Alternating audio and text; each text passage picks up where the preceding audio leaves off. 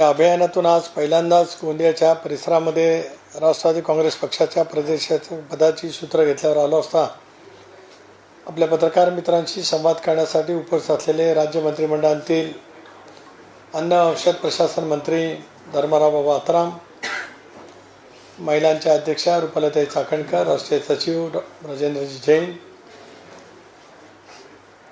आमचे आमदार साहेब, युवकांचे अध्यक्ष सूरज चव्हाण, ओबीसीचे अध्यक्ष कल्याण आखाडे, सामाजिक न्याय सेलचे श्रीयुत मगरेजी, राज्याचे सरचिटणीस आणि ओबीसी सेलचे समन्वयक ईश्वर बाळबुद्धे, आपण सर्वच पत्रकार मित्र, वाहिन्यांचे प्रतिनिधी, बंधू भगिनी आणि सहकारी मित्रांनो, अजितदादांच्या नेतृत्वाखाली 2 जुलैला आणि प्रफुल्लभाईंच्या नेतृत्वाखाली निर्णय घेतल्याच्या नंतर राज्यभरामध्ये राष्ट्रवादी काँग्रेस पक्षाचं संघटन मजबूत करणं, आगामी येणाऱ्या राजकीय परिस्थितीला सामोरं जाण्याच्या दृष्टिकोनातून संघटनेचं बळ गाम पातळीवरती अधिक कॅरिडर बेस पद्धतीचं उभं करणं या हेतूने निर्धार नवपर्वाचा ही नवी टॅगलाईन लावून आम्ही सर्वजण कामाला सुरुवात केलेली आहे. घड्याळ तेच, वेळ नवी. स्वाभाविकच आहे, गेले अनेक वर्ष आम्ही घड्याळच्या चिन्हावरती लढत आलो, परंतु प्रफुल्लभाई सहित राष्ट्रीय सर्व सहकार्यांनी, राज्यातल्या प्रमुख नेत्यांनी अजितदादांच्या नेतृत्वाखाली देशामध्ये एनडीएमध्ये सहभागी होण्याचा निर्णय आम्ही सामुदायिकरित्या त्या ठिकाणी घेतला आणि महाराष्ट्राच्या राजकारणातलं एक नवं पर्व आम्ही त्या ठिकाणी सुरू केलं. हे नवीन पर्व त्या ठिकाणी सुरू करत असतानाच यामध्ये प्रामुख्याने आमचा धर्मनिरपेक्ष विचार आणि त्याचबरोबर शाहू फुले आंबेडकरांची वैचारिक बैठक यापासून जराही फारकत न घेता देशामध्ये नरेंद्र मोदींच्या नेतृत्वाखालच्या एनडीएमध्ये सहभागी झालो आणि राज्यामध्ये एकनाथराव शिंदे, देवेंद्रजी फडणवीस यांच्या नेतृत्वाखालच्या महायुतीच्या सरकारमध्ये अजितदादांसारख्या प्रशासनावरती प्रचंड वकूफ असलेल्या नेतृत्वाच्या माध्यमातून राष्ट्रवादी काँग्रेस पक्षाने मंत्रिमंडळामध्ये सहभागी होण्याचा निर्णय त्या ठिकाणी घेतला.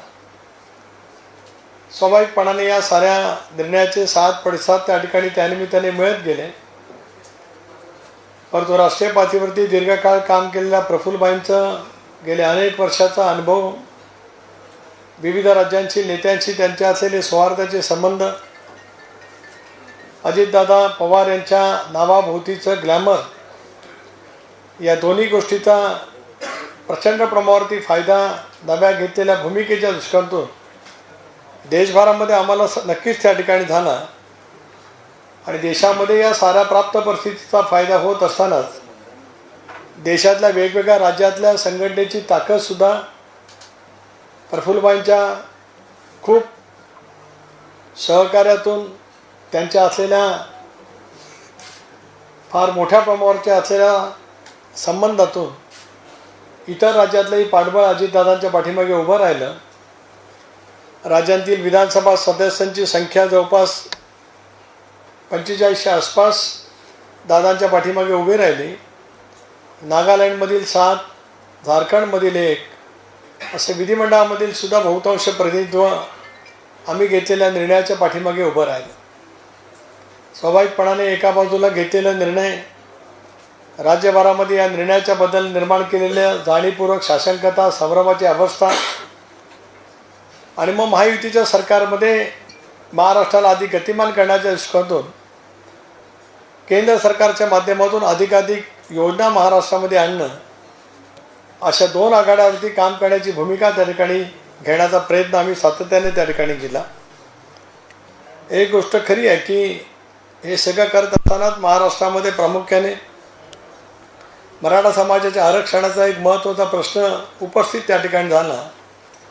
हे होत असतानाच ओबीसीच्या भावना, धनगर समाजाचे आरक्षण, त्या संदर्भातल्या आदिवासी बांधवांची असलेली तीव्र प्रतिक्रिया या वातावरणामध्ये 1-2 महिने महाराष्ट्रामध्ये गेले. थोडीशी अशांतता निर्माण नक्कीच त्या ठिकाणी झाली. परंतु राज्याचे मुख्यमंत्री एकनाथरावजी शिंदे, उपमुख्यमंत्री देवेंद्रजी फडणवीस, उपमुख्यमंत्री अजितदादा पवार आणि मंत्रिमंडळातील सर्व सहकारी यांनी अत्यंत कुशलतेने निर्माण झालेली गंभीर परिस्थिती त्या ठिकाणी हाताळली. एक बाब वारंवार आम्ही नेहमीच स्पष्ट केली की मराठा समाजाला आरक्षण दिलं जाईल, पण मराठा समाजाला आरक्षण देत असतानाच ओबीसीच्या आरक्षणाला धक्का लागणार नाही याची खात्री घेतली जाईलच. 2 वेळा दिलं गेलेलं आरक्षण न्यायालयामध्ये टिकलं नाही, एकदा उच्च न्यायालयामध्ये, त्यानंतर सर्वोच्च न्यायालयामध्ये. त्यामुळे नव्याने आरक्षण देत असताना कायद्याच्या कसोटीवरती घटनेच्या नमूद केलेल्या त्रुटी बाजूला सारत हे आरक्षण देण्याच्या दृष्टीतून सरकार त्या ठिकाणी पावलं निश्चितपणाने उचलत आहे. या सगळ्या परिस्थितीमध्ये आज ग्रामपंचायतीचे निकाल बऱ्यापैकी हातामध्ये येत आहे आणि या ग्रामपंचायतीच्या निकालामध्ये स्पष्टपणाचं आपल्याला पाहायला मिळतं आहे की भारतीय जनता पक्ष आणि दादांच्या नेतृत्वाखाली मी आज प्रदेशाध्यक्ष राष्ट्रवादी काँग्रेस पक्षाचा आहे.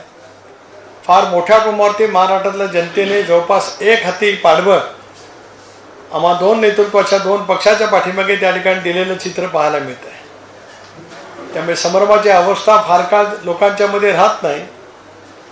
काही कालावधीपुरता संभ्रम निर्माण करता येतो, सहानुभूती निर्माण करण्याचा जाणीवपूर्वक प्रयत्न त्या ठिकाणी होऊ शकत असतो, परंतु महाराष्ट्रातली आणि देशातील जनता शून्य आहे. डॉक्टर बाबासाहेब आंबेडकरांनी संविधानातून लोकशाहीमध्ये दिलेला मतदानाचा पवित्र हक्क योग्य पद्धतीने बजावण्यामध्ये भारतीय संसदीय लोकशाही प्रणाली व्यवस्था 1952 सालापासून निश्चितपणाने यशस्वी झालेली आहे. काही वेळेला जनता बोलत नसते, परंतु जनतेच्या मनामध्ये असलेलं वैचारिक प्रतिबिंब हे मतदानातून निश्चितपणाने उमटत असतं. याची परिस्थिती आपल्याला अनेक वेळेला आली. त्याच्यामुळे या देशामध्ये सुद्धा विभिन्न सरकार स्थापन झालेले पाहायला मिळाले. कधी काँग्रेसचं एक हाती सत्ता होती, तदनंतर त्या सत्तेमध्ये बदल होत जयप्रकाश नारायण यांच्या नेतृत्वाखालचे सत्तेतला फरकही झाला, पुन्हा काँग्रेसला पाठबळ मिळालं आणि 1989 सालापासून या देशामध्ये संमिश्र म्हणजे आघाडीच्या सरकारची अपरिहार्यता आली. आपल्याही राज्यामध्ये दीर्घकाळ काँग्रेसची एक हाती सत्ता होती, परंतु 78 आणि 95 पासून ते आजपर्यंत आघाडीची सरकार महाराष्ट्रामध्ये असलेली पाहायला मिळतात. आणि ज्यावेळेला आघाडीची सरकार देशात आणि राज्यामध्ये पाहायला मिळतात त्याला अनेक वेळेला भिन्न राजकीय विचारसरणी असलेली सुद्धा वेगवेगळे राजकीय पक्ष सत्तेमध्ये सहभागी होतात. विस्ताराने मी एवढ्यासाठी सांगतो की आज आमच्यावरती आरोप होतो की आम्ही भारतीय जनता पक्षाबरोबर गेलो, पण 2019 सालामध्ये ज्या वेळेला लोकसभेच्या आणि विधानसभेच्या निवडणुकीला महाराष्ट्र सामोरं गेला त्यावेळेला राज्यामध्ये भारतीय जनता पक्ष आणि शिवसेना युतीने सामोरं गेला. काँग्रेस आणि राष्ट्रवादी काँग्रेस पक्षाने आघाडी त्या ठिकाणी केली. आपापले घटक पक्ष त्या ठिकाणी राहिले, परंतु महाराष्ट्रातल्या जनतेचा कौल जर का आपण पाहिला तर 1919 साली भारतीय जनता पक्ष आणि शिवसेनेला स्पष्टपणाचं बहुमत त्या ठिकाणी मिळालं होतं. जवळपास 175 जागा त्यांच्या निवडून आलेल्या होत्या, आमच्या 90च्या आसपास आल्या होत्या. परंतु मुख्यमंत्री पदावरून काही वाद भारतीय जनता पक्ष शिवसेनेमध्ये झाले आणि मग त्याच्यानंतर आपण अकल्पित घडलेलं पाहायला मिळालं की सोनिया गांधीच्या नेतृत्वाखालच्या काँग्रेस पक्षाने शिवसेनेला पाठिंबा दिला. दीर्घकाळ ज्या शिवसेनेची आमची वैचारिक लढाई होत आली, आम्ही मंडळी काँग्रेसमध्ये असताना किंवा राष्ट्रवादी काँग्रेस पक्ष स्थापन झाल्यापासून आम्ही सुद्धा शिवसेनेला त्या ठिकाणी पाठिंबा दिला आणि राज्यामध्ये पहिल्यांदाच महाविकास आघाडीचं सरकार आलं. त्यामुळे आताच काहीतरी भारतीय जनता पक्षावरती आम्ही गेलो म्हणजे काहीतरी फार राजकीयदृष्ट्या खूप मोठी चूक केली असा आभास निर्माण करण्याचा प्रयत्न काही मंडळी जाणीवपूर्वक त्या ठिकाणी करतात.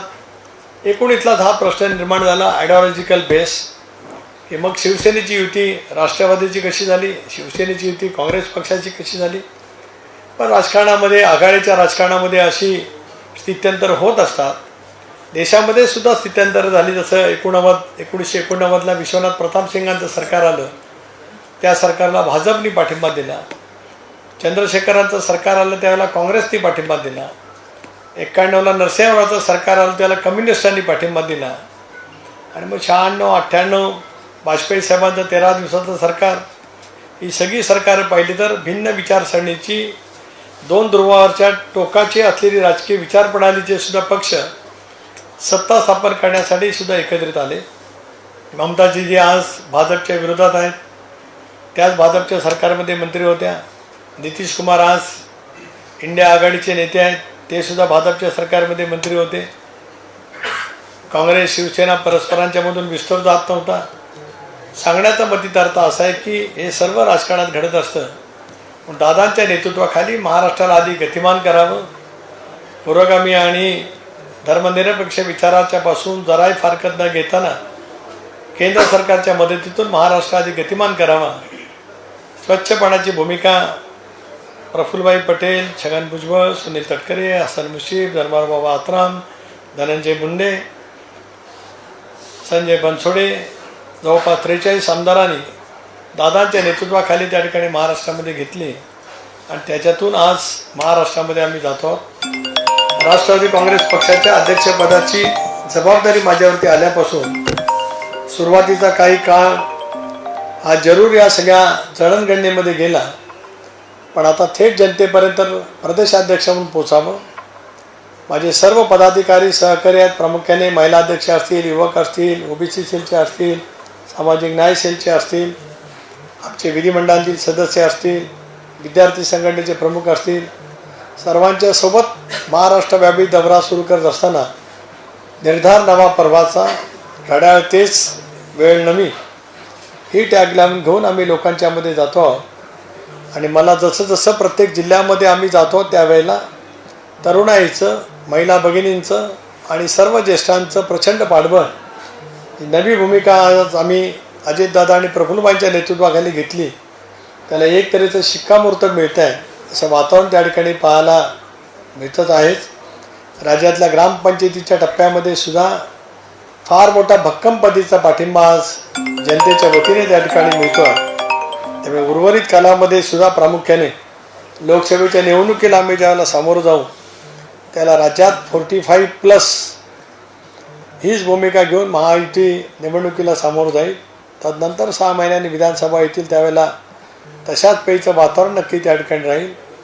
आज गोंदियाच्या दौऱ्यावरती आला असतानाच या सगळ्या परिसरामध्ये जवळपास 34-35 वर्ष लोकसभा आणि राज्यसभेमध्ये नेतृत्व करणाऱ्या प्रफुल्लभाईंनी या सगळ्या परिसरामध्ये सुद्धा ज्या पद्धतीने विकास करण्याचा प्रयत्न केला. मी जलसंपदा मंत्री असताना गोसीखुर्द असेल, दापेवाडा असेल, असे अनेक महत्त्वाकांक्षी प्रकल्प अंमलात आणण्यासाठी त्यांचे आशीर्वाद आणि त्यांची साथ ही आम्हाला मिळाली. त्याच्यामुळे या सगळ्या परिसरामध्ये सुद्धा विकासाच्या कामामध्ये आम्हाला सर्वांनाच निश्चितपणाने योगदान देता आलं.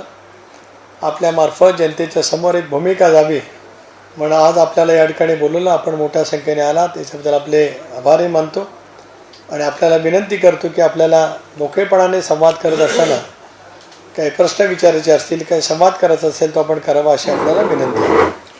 सर, ये पवार साहब कब तक आ रहे हैं एनडीए में? लोकसभा के पहले आ जाएंगे क्या? ये तो हम बात नहीं कर सकते क्योंकि पवार साहब राष्ट्रीय नेता है. दादा के, प्रफुल्लभाई के नेतृत्व में हमने जो कुछ भूमिका ली है वो लेकर हम इंडिया के साथ और ताकत से काम करेंगे. वेळोवेळी जे दादा भेटत असतात त्यांना पुण्यामध्ये किंवा असं वेळोवेळी बातम्या येतात ना, तर किंवा आमच्याकडून असं गृहीत धरलं जाते की काकाला सोबत आणण्याकरिता हे सगळं खटाटोप सुरू झालं. सुरुवातीच्या काही कालावधीमध्ये गाठीभेटी जरूर झाल्या, पण त्याच्यानंतर त्या भेटीवरचा पडदा खुद्दच पवार साहेबांनी त्या ठिकाणी टाकला. पण त्या भेटीपाठीमागे काय काय तपशील होता याची माहितीसुद्धा मला आहे, पण आता त्या बाबतीमध्ये मी काही तपशील उघड करू इच्छित नाही. मीडियाशी थोडासा काही इतकूच केलं तर आम्हालाही कळेल की कुठपर्यंत गाडी पोहोचते. राजकारणामध्ये काही सभ्यता असते, ज्या क्षणापर्यंत सकारात्मक दिशेने पावलं असतात आणि एका विशिष्ट वळणावरती ती थांबतात, त्यावेळेला त्यापूर्वी काय घडलं ते सांगणं उचित नसतं. कधीतरी वेळ प्रसंग आला तर भूमिका घेतल्याच्यानंतर पहिल्या महिनाभरामध्ये काय हालचाली चालू होता त्याची जरूर माहिती द्यावी लागली तर देण्याचा प्रयत्न करेन. आता आपण म्हणाला 45+ची तुमची तयारी आहे, तर त्या अनुषंगाने मागे जेव्हा आपण 2 जुलैला सरकारमध्ये सामील झाला त्यावेळी नंतर एक असं महाराष्ट्रात माहोल उठला की उभाटा प्रति सहानुभूती आहे, उद्धव ठाकरे प्रति नाही का, ही सहानुभूतीची लाट आहे महाराष्ट्रात, त्याला कसं बघताय? सहानुभूतीची लाट आहे असं उभाठाच म्हणत होतं. उभाटांचं नेतृत्व महाराष्ट्रामध्ये कसं बळकट होईल असे प्रयत्न करणारे सुद्धा नेते मंडळी तसंच म्हणत होते. परंतु निवडणुकीचे निकाल लागले असताना पाहायला मिळतं की सहानुभूती शिल्लक राहत नाही. सहानुभूती विशिष्ट कालावधीपुरता आणि विशिष्ट कारणाने निर्माण होत असते, पण प्रत्यक्षात ज्या वेळेला राजकीय भूमिका घेण्याची वेळ येते त्याला महाराष्ट्रातील आणि देशांची जनता भावनेपेक्षा कर्तव्याला अधिक महत्त्व देते. हे आपण नेहमीच जाणलेलं आहे. त्याची प्रचिती आता येते आहे. डॉक्टर साहब, ये समय समय पे आप लोगों की तरफ से ऐसे खबरें आती है कि जयंत पाटिल साहब जो हैं वो आप लोगों के साथ शामिल होने जा रहे हैं या क्यों में हैं, लेकिन जो जिले के जो दूसरे अभी शरद पवार साहब के पक्ष के जो हैं उनके लोग वो उनसे मिलते हैं तो उनको बड़ा प्रेफरेंस दिया जाता है मुलाकात में. इस विषय में आप क्या बोलेंगे? ये मेरे समझ में नहीं है. जयंत पाटिल साहब आप लोग क्लेम करते हैं कि वो आपके साथ आने वाले हैं. नहीं, हमने कभी क्लेम नहीं वैसा किया कि वो संपर्क में हैं. ऐसे कई हमारे नेताओं की बयान वहाँ पे आई थी. ठीक है, उनके जानकारी के बारे में जो उनको जानकारी मिली थी उसके लिए उन्होंने बताया. मैंने एक बात साफ की कि शपथ लेने के बाद एक महीना जो कुछ हलचल राजनीति में राष्ट्रवादी कांग्रेस पार्टी के अंतर्गत चली थी उसके बारे वो तो पॉजिटिव दिशा में चल रही थी, डायरेक्शन में चल रही थी, लेकिन अभी उसके बारे में मैं ज़्यादा कुछ टिप्पणी नहीं करना चाहता. तरी कधीपर्यंत येणार असं काही संकेत आपल्यासोबत नाही, आता काळाच्या ओघात समजेल. नाही, मागच्या वेळेस पालकमंत्री साहेबांनी म्हटलं की लवकरच येणार आहेत काही आमदारांना घेऊन, म्हणून म्हटलं त्याच्या विचार कधीपर्यंत येणार. कदाचित पालकमंत्र्यांच्या जवळ त्यांचा संपर्क अधिक असेल. सब ये आगे आगामी लोकसभा का चुनाव आ रहा है तो उसमें राष्ट्रवादी कांग्रेस आपका पक्ष जो है वो भंडारा गोंदिया और चिमूर गढ़चिरौली दोनों सीटों पे अपना दावा प्रस्तुत करने जा रहा है. देखिए, हम अभी तक तीनों पार्टी तीनों दल आगामी लोकसभा चुनाव के लिए बैठे नहीं हैं.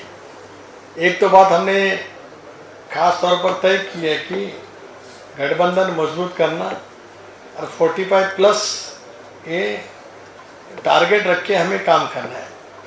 जब हम इसके लिए बैठेंगे, प्रफुल्ल भाई भी रहेंगे, मैं भी रहूँगा, दादा भी रहेंगे, देवेंद्र जी रहेंगे, उनके बावनकुमार जी रहेंगे, शिंदे साहब भी रहेंगे, तब हम ये सोच समझ कर बैठेंगे कि हमको लोकसभा चुनाव भारी संख्या से जीतना है.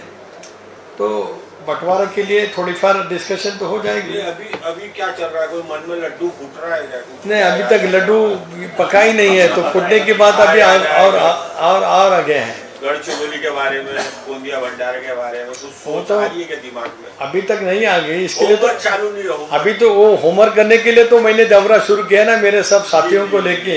साहब ने तैयारी भी चालू कर दी. That is the part of that. वो तो यहाँ किया है, वो तो करेंगे ना. वो तो सीनियर नेता है, वो हमारा राजा है, तो वो तो शुरू करेंगे हैं. लेकिन हम आज पार्टी के प्रदेश अध्यक्ष के नाते मेरे सब साथी को लेकर मैं यहाँ पे आया हूँ.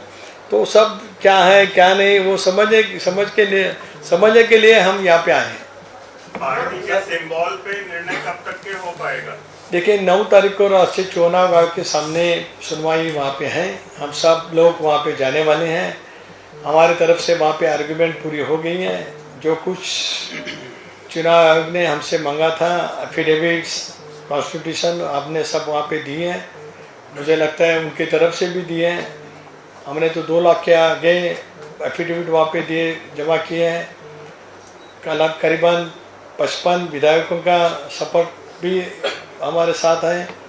कई राज्यों की शाखा भी अजीत दादा ने, प्रफुल्ल भाई ने जो निर्णय लिया है उसके साथ में वहाँ पे हैं. मुझे लगता है कि सुप्रीम कोर्ट के कॉन्स्टिट्यूशनल बेंच ने जो जजमेंट अभी दिया है सेना के अंतर मामले में, और उसके बाद चुनाव आयोग का डिसीजन आ गया है, उसके तहत हमने जो निर्णय लिया है वो बराबर फिट बैठता है ऐसा हमें लगता है. देखेंगे, अभी चुनाव आयोग तो स्वायत्त है, तो देखेंगे आने वाले दिनों में. पंचायत चार्ट आज मतमोजणी होत आहे त्यामध्ये बारामती 12ही जे ग्रामपंचायत ते अजितदादांनी जिंकून आणले आहेत. कुठेतरी शरद पवार साहेबांना धक्का लागला इथे. असं मी म्हणणार नाही, कारण ह्या जागा काल तर टी व्हीवरती दाखवत होतं की ग्रामपंचायतीमध्ये, काठेवाडीच्या ग्रामपंचायतीमध्ये भाजपची काहीतरी तक्रार वगैरे केली. मग संसद रत्नांनी सांगितलं लगेच चौकशी उपमुख्यमंत्र्यांनी गृहमंत्र्यांनी करावी. बारामतीतल्या जनतेने दादांच्यावरती उदंड प्रेम केले. दादा उपमुख्यमंत्री झाल्याच्या नंतर पहिल्यांदा बारामतीला गेले, तर बारामतीमध्ये असं अभूतपूर्व स्वागत दादांचं झालं आहे. तेव्हा आम्हाला सर्वांना विश्वास आहे की बारामतीची जनता दादांनी घेतलेल्या निर्णयाच्या पाठीमागे 110% पूर्ण समर्थन देऊन ताकदीने उभी आहे. सर, ये नुंगा कुश्ती तो नहीं है, नुंगा कुश्ती तो नहीं है कि भतीजे को आगे बढ़ाना है, चलो भाई अब आप क्या स्पेकुलेशन वहाँ करते नुंगा हैं? कुश्ती तो नहीं हुई ना आपका क्या स्पेकुलेशन है मुझे जानकारी नहीं है, लेकिन मैं तो बोल रहा हूँ यहाँ पे जी। कि जो निर्णय दादा प्रफुल्ल भाई ने आप सब ने ताकत से लिया है, डेमोक्रेट के अधीन लिया है, वो हम इम्प्लीमेंटेशन करने के लिए तैयार है. अरे 12 सीटों के लिए पवार साहब को थैंक यू बोलने की जरूरत नहीं, आप अपने बल पर जीते, बिल्कुल ऐसा समझे. बिल्कुल. तर पुढील लोकसभा निवडणुकीत बारामतीवर ठिकाण येईल का आपला, की जे सुप्रियाताई वाटतात का पार्थ पवारला पण तिथून उभा करण्याचं चालू आहे? एक असं आहे की राज्यातल्या लोकसभेच्या कुठल्या निवडणुका लढवायच्या हे आम्ही ज्यावेळेला बसू त्यावेळेला ठरेल. पण अनेक वेळेला मी सुद्धा काँग्रेसबरोबरच्या चर्चेमध्ये 2009 सालापासून होतो आणि ज्या ज्या वेळेला आघाडीच्या राजकारणाची निवडणुकीच्यासाठी बैठक होते त्यावेळेला एक सूत्र सुरुवातीच्या बैठकीचं एक समान सूत्र सुरुवातीला असतं की ज्या पक्षाकडे ज्या जागा आहेत त्या तिथेच राहतात, असं एक सूत्र असतं. अजूनही आमच्या तिघांच्यामध्ये तशी बैठकच झाली नसल्यामुळे मी काय म्हणू शकत नाही. पण त्यामुळे बारामती जागा असेल, रायगड असेल, शिरूर असेल, सातारा असेल, तुमची स्वतःची तीच रायगड, त्या जागांच्यावरती दावा सांगण्याचा आमचा प्रयत्न राहील एक भाग. पण हे सगळा दावा सांगण्याचा प्रयत्न झाल्याच्यानंतर महायुतीच्या मार्फत ज्या जागा मिळतील त्या जागा मात्र राष्ट्रवादी काँग्रेस पक्ष, मला विश्वास आहे की निवडणूक आयोगाचा निर्णय आम्ही घेतलेल्या निर्णयाच्या वरती शिक्कामोर्तब करायला करेल.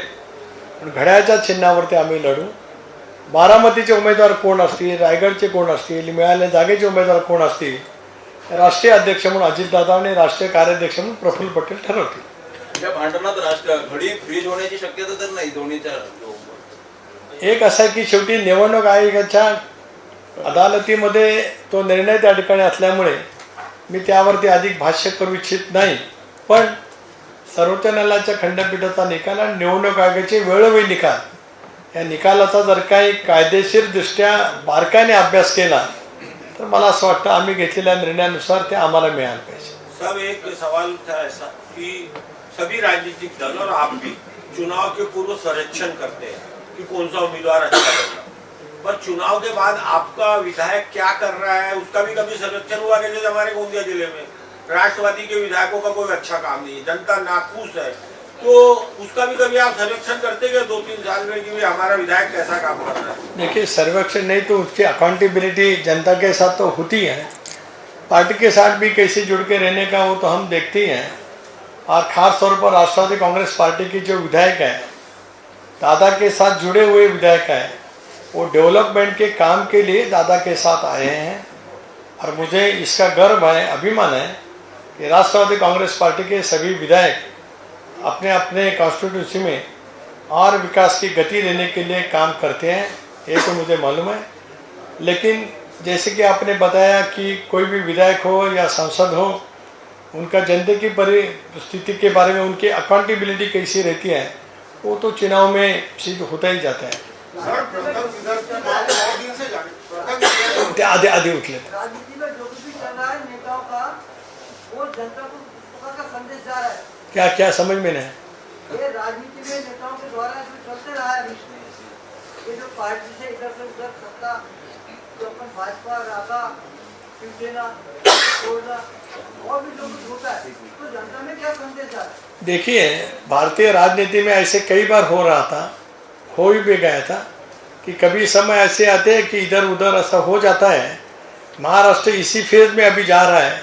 मुझे लगता है कि 24 की लोकसभा चुनाव और 24 की विधानसभा चुनाव में ये सब खत्म जाए. सर, महाराष्ट्र आरक्षणावर पाहिलं की आता ओबीसी मधून आरक्षण मिळावं असं म्हणतात, मात्र काही मराठी म्हणतात आम्हाला सरसकट पाहिजे. याच्यावर कुठेतरी पेच फसत आहे, काय बोला? एक असं आहे की सकल मराठा समाजाला आरक्षण 2 वेळा देण्यात आलं. ज्यावेळेला आम्ही मंडळी सरकारमध्ये होतो त्यावेळेला मी पण मंत्री होतो, त्यावेळेला दिलं ते उच्च न्यायालयामध्ये टिकलं नाही. देवेंद्र फडणवीसांच्या सरकारने दिलं ते सर्वोच्च न्यायालयामध्ये टिकलेलं आहे. आता आम्हाला टिकणारं आरक्षण द्यायचं असल्यामुळे 3 न्यायमूर्तीची समिती त्या ठिकाणी गठीत केली. त्यांचा कायदेशीर सल्ला, क्युरेटिव्ह पिटिशनच्या बाबतीमध्ये त्यांचा कायदेशीर सल्ला आणि मग जस्टिस गायकवाड जे मागासवर्गीय आयोगाचे अध्यक्ष होते त्यांच्यामार्फत राज्य मागासवर्गीय आयोगाचा अहवाल हे शीघ्रगतीने मिळवण्याच्या दृष्टीकोनातून सरकार त्या ठिकाणी प्रयत्नशील आहे. आणि आम्हाला विश्वास आहे की जरंगे पाटलांनी जी तारीख दिली त्या तारखेच्या आत कायद्याच्या कसोटीवरती टिकणारं आरक्षण देण्यामध्ये सरकार यशस्वी होईल. मराठा आरक्षणाच्या विषयावर और पृथक विदर्भ की मांग बहुत दिन से जारी है। पृथक विदर्भ के लिए बहुत दिन से आंदोलन जारी है, तो राष्ट्रवादी कांग्रेस की इसमें क्या भूमिका है? क्योंकि विदर्भ का बैकलॉग भी देखिए, मैं तो इसके बारे में यही टिप्पणी करना चाहूँगा. जब मैं राज्य का वित्त मंत्री था तब बैकलॉग के बारे में जो कुछ संख्या मेरे सामने आई थी, कितना बैकलॉग है कितना नहीं है, तो फिजिकल बैकलॉग तो ख़त्म हो गई था. मैं 2010 की बात करता हूँ. उसके बाद लगातार 3 सरकारें आई हैं. तो आज सभी जगह जितने निधि का बंटवारा देने के लिए जो कुछ वहाँ पे एक यास्टिक लगाई गई थी उसके मुताबिक तभी सरकारों ने काम करने की कोशिश तो की है. लेकिन हम सब लोग चाहते हैं कि महाराष्ट्र एक संग रहे. विदर्भ की जनता की भी मांग रहती है, लेकिन ज़्यादातर विदर्भ के लोगों को जिस तरह से महाराष्ट्र में शामिल होने के बाद उनको आनंद मिला है, मुझे लगता है कि एक संघ महाराष्ट्र की कल्पना सबके मन में रुझे है. मराठा आरक्षणाच्या विषयामध्ये सुप्रिया सुळे यांनी अजितदादांचा राजीनामा मागितला होता, काय सांगा? कुणी मराठा आरक्षणाच्या विषयावर सुप्रिया सुळे यांनी अजितदादांच्या राजीनाम्याच्या मागितला वारंवार, काय सांगा? संसद रत्नांनी दादांचा राजीनामा मागितल्याचं माझं फारसं कानावरती नाही. दादांना वारंवार शुभेच्छा देणं एवढंच काम संसद रत्नाचं आहे. ते गृहमंत्र्यांचा राजीनामा वारंवार मागतात. हा, गृहमंत्री गृहमंत्री देवेंद्र फडणवीस आहेत, दादा वित्त आणि नियोजन मंत्री आहेत. त्यामुळे दादांचा राजीनामा त्या फारसं मागताना मी तरी ऐकलं नाही. आपण एखादी क्लिप दाखवली तर माझ्या माहितीमध्ये नक्की भर पडेल. मराठा आरक्षणावरून जे राड उठलं, जाळपोळ वगैरे झाली, त्यानंतर त्यांनी इंटेलिजन्स फेल्युअर म्हणून गृहमंत्रीचा राजीनामा मागितला. त्यावर आता तुम्ही सत्ता पक्षाच्या ते काय बोलता? नाही, त्यावेळेलाच कसं असं जरा काय झालं, जरा म्हणजे टाचणी खाली पडली तरी गृहमंत्र्याचा राजीनामा, असं अलीकडच्या कालावधीमध्ये संसद रत्नांची जी काय मागणी असते, असं आहे की कायदा सुव्यवस्था ती स्थिती काय वेळेला निर्माण होत असते. देवेंद्र फडणवीसांचं समर्थन करण्याइतपत मी मोठा नाही, कारण त्यांचा पक्ष त्यांचं समर्थन करण्यासाठी समर्थ आहे. त्यांनी दीर्घकाळ राज्याचं मुख्यमंत्रीपद उपभोगलेलं आहे आणि योग्य पद्धतीने केलेलं आहे. केवळ त्यांच्यासोबत जाऊन मी बोलतो असं नाही, ते मुख्यमंत्री असताना मी विधान परिषदेमध्ये एक ज्येष्ठ सदस्य म्हणून त्या ठिकाणी काम करत होतो. उठसूट गृहमंत्र्यांचा राजीनामा मागणं हा पोरखेळ होतो आहे. राज्य एका स्थित्यंतरातून जात असतानाच काही वेळेला काही प्रसंग घडू शकत असतात. तसे देशामध्ये सुद्धा युपीचं सरकार असताना घडलं. युपीचं सरकार असताना सुद्धा देशातले संवेदनशील पंतप्रधान असणारे मनमोहन सिंग यांच्या सरकारने केलेल्या कायद्याचा मसुदा फाडणारे काँग्रेसचे प्रमुख राहुल गांधी, त्यांच्याच पक्षाच्या सरकारने केलेला कायदा फाडण्याचं पाप काँग्रेसच्याच नेत्यांनी त्या ठिकाणी केलं, हे या देशातल्या जनतेने पाहिले. अशांच्या सोबत त्यांची अलीकडच्या कालावधीमध्ये बैठक आहे. त्यामुळे कदाचित त्या सहवासाचा अधिक परिणाम असेल असं मला वाटतं. सर, नाना पटोलेने एक असा आरोप केला की महाराष्ट्रातले जे उद्योग जे आहेत ते गुजरातमध्ये चालले आणि गुजरातचा ड्रग्स आहे तो महाराष्ट्रात येतोय. आपण काय म्हणाले यावर? सर, याला जोडून एक म्हणतो की ते त्यामध्ये त्यांनी ताशेरे एवढे ललित पाटील अंमली पदार्थाचं जे आहे आणि अलविश यादव जे मुख्यमंत्र्याच्या घरापर्यंत गेला होता आरतीकरिता, त्याला घेऊन आरोप केलेला आहे शासनावर, सरकारवर. त्या अनुषंगाने एक असं आहे की देशभरामध्ये किंवा आंतरराष्ट्रीय पातळीवरती ड्रग्स हा अत्यंत विघातक पद्धतीचा विषय साऱ्या समाजापुढे त्या ठिकाणी नक्की आहे. त्यामुळे ड्रग्सच्या संदर्भामध्ये राज्य सरकारने कठोर कारवाई केलीच पाहिजे, याच्यामध्ये दुमत असं काही कारण नाही. नाना पटोले अलीकडच्या कालावधीमध्ये फार संदर्भहीन बोलण्यामध्ये प्रसिद्ध आहेत. त्यांच्या बोलण्यातले संदर्भ, आता महाराष्ट्रातले उद्योग जातात, महाराष्ट्रातले उद्योग कमी नाही झाले. नाना पटोलेंना सुद्धा माहिती आहे. फक्त एवढंच आहे की काही वेळेला ते भाजपमध्ये होते, त्याला भाजपची बाजू मांडायची. काँग्रेसमध्ये, कारण विधिमंडळामध्ये मी त्यांची दोन्ही रूपं पाहिली. याला आम्ही ट्रेझरी बेंच होती त्यावेळेला नाना पटोले आमच्यासोबत होते, म्हणजे माझ्या मागे बसायचे. त्याच्यानंतर ते भाजपमध्ये गेले, ते समोर बसायचे, मी ट्रेझरी बेंचवरती होतो. लोकसभेमध्ये ते सुरुवातीला भाजपकडून गेले, मग राजीनामा दिला आणि आता काँग्रेसच्या ट्रेझरी बेंचवरती आहेत, विरोधी बाकावरती आहेत. ते सभापती पदावरनं त्यांनी का राजीनामा दिला तो त्यांना माहिती. पण महाराष्ट्रामध्ये आता जे काय राजकारण घडले त्याच्यात त्यांचा राजीनामा हे सुद्धा एक पाप आहे असं राजकारणामध्ये म्हटलं जातं. मी अजून काय माझं भाष्य त्या ठिकाणी केलेलं नाही. त्यामुळे ही राजकीय टीका टिप्पणी एका विशिष्ट राजकीय पक्षाच्या नेत्यांना करावी लागते. काँग्रेसला ती जास्ती करावी लागते. नाना पटोले त्याच्यातलं एक घोतक आहे. पहली बार ये है कि पहली बार देखा जा रहा है महाराष्ट्र के अंतर्गत में कि जो राष्ट्रवादी कांग्रेस भाजपा सेना कांग्रेस पार्टी 4 साल के अंदर में सत्ता का सुख भोग रही है और उसके बाद में पक्ष में भी राष्ट्रवादी है, विपक्ष में भी राष्ट्रवादी है, पक्ष में भी सेना है और सत्ता में विपक्ष में भी सेना है. तो इससे जनता के बीच में क्या मैसेज जाता है सर कि राष्ट्रवादी अगर अभी जैसे पिछले बार आपने जो था सुबह की शपथ लेकर के फिर वापस हो गए थे, तो अभी कितने दिन तक क्या आप बीजेपी के साथ में रहेंगे? देखिए 2019 की बात पूरी अलग थी, इसके बारे में मैं ज़्यादा अभी बोलना नहीं चाहता. ख़ास तौर पर जब 2 जुलाई के बाद 5 जुलाई को हमारी एक मीटिंग, महाराष्ट्र का अधिवेशन मुंबई में हो गया था. दादा ने अपनी मन की जो बात थी तो महाराष्ट्र के जनता के सामने उन्होंने रखी थी.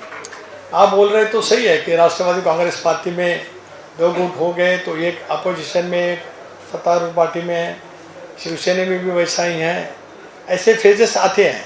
मुझे लगता है कि 2024 के चुनाव के बाद एबीपी माझा, उघडा डोळे बघा नीट.